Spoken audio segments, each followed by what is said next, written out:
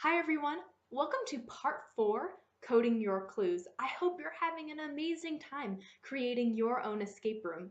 At this point, you should have a pretty good puzzle and a decent background story and solution and at least several of your clues. Honestly, the clues are the hardest part, so if you're kind of stuck here and it's taking you a long time, don't give up. We are almost there.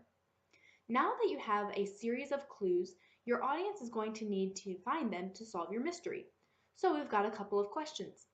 Do we want to simply hide them in the room? This is going to make for a shorter, more straightforward room. Or maybe you want to hide some of the clues and put some of them into locked containers. And I use the word container because when I do a room, I use anything and everything that can lock. Just ask my family. If you're not interested in using locks, hang in there.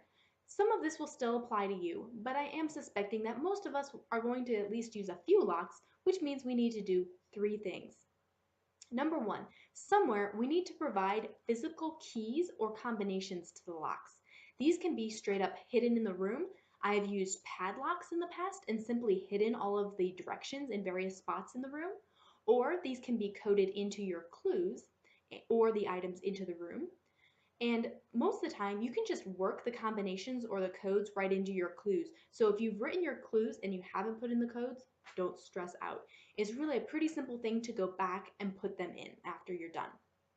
Or you can use a combination of hiding them in the room and hiding them and coding them into your clues or the items in the room.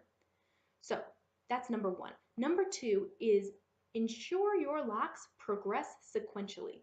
If you lock the code to your first box in your third box, uh, there's a problem. There's no way to open that first box then. And this means that all the clues that you've had planned past that point will not be able to be found. Either that or your audience will simply break into whatever it is that's locked.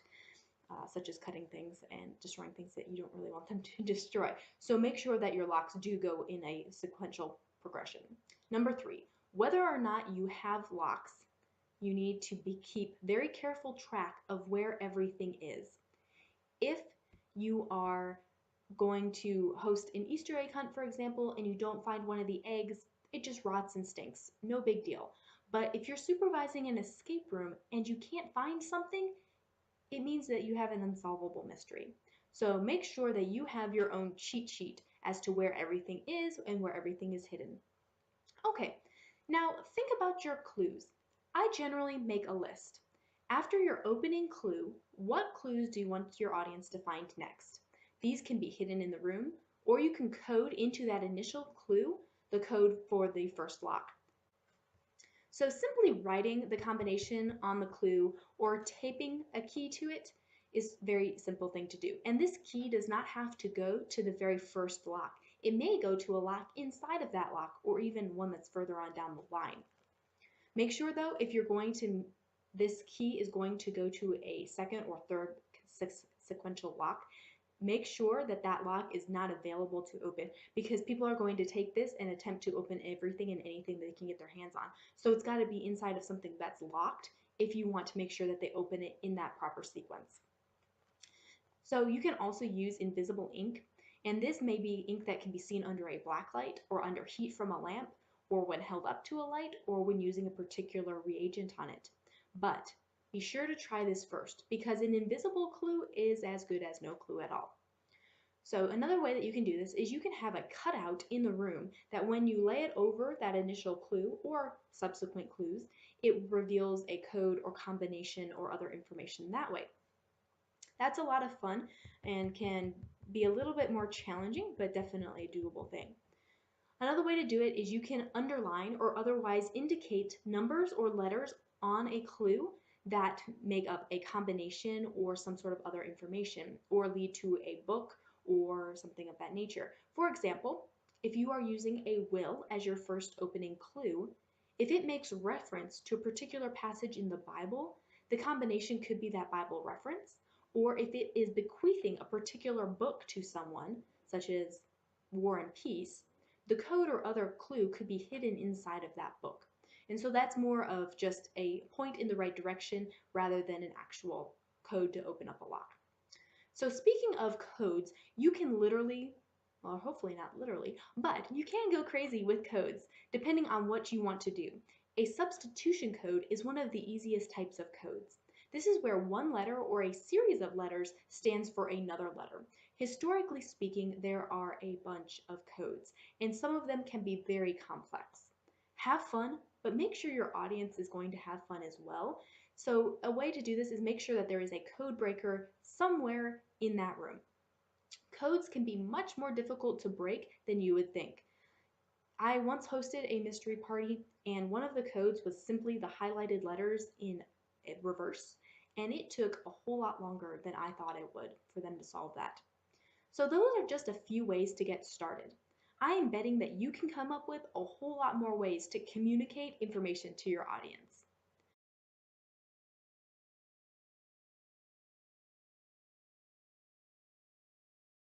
So let's go back to our bed and breakfast mystery. As we do this, take a list of your clues and decide what order you would like to use them in. Okay, here we go.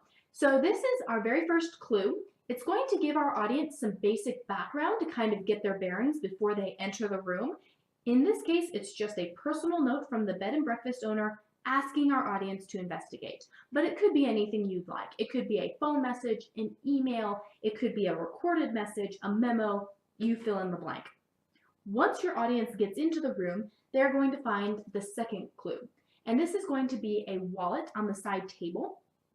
It's going to have an ID in it, and this ID could be your victim's true identity or a cover identity. I generally just download a picture off of the internet and then alter it to fit my particular case, but you can do whatever you'd like. Inside of this wallet, you could have all sorts of things. You could have receipts, you could have notes, you could have credit cards or membership cards or business cards. And so here's a business card. This business card is actually going to contain the code for our very first lock. Down there in the corner, you can see that it says 773. And in this case, you could either circle that with an invisible ink, you could underline it, you could highlight it, you could code for it in some other way, but that's going to be the very first clue to unlock a lock. Once our audience gets that clue and uses it to unlock a lock, they are going to find a collection of articles about a Romanian duke. And it's okay that they don't know exactly what to do with this information and they're not sure exactly how it fits into everything. Not to worry, this is what they're going to see. They're going to see this collection of articles. There are 9 different pages. You'll see that the O here is underlined twice, meaning it should be used at some point. And so your audience is going to have to try and decide how this is important. Well, if you take these articles and you flip them over, on the back side, each one of them has a small number. That number corresponds to the letter on the front, and they are labeled 1 through 9. So if you take them and you lay them out, 1, 2, 3, 4, etc., they actually spell out ONESIXONE, meaning that the next code for the next lock is going to be 161, and so on. This is how you will continue to code throughout your room until you reveal all the information your audience needs to solve their mystery.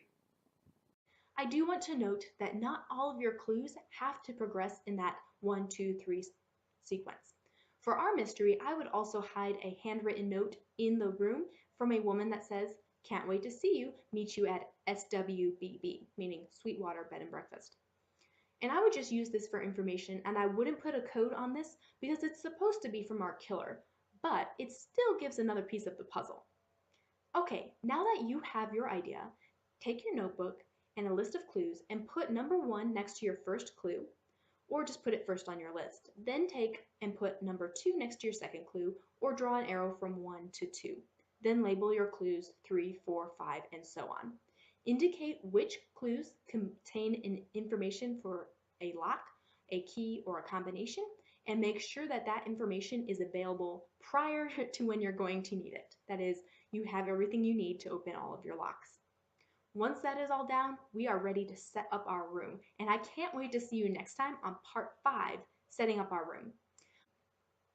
Until then, unlike our rooms, which only a few people will be given the chance to escape from, Think about God's great escape. It is available to all who believe.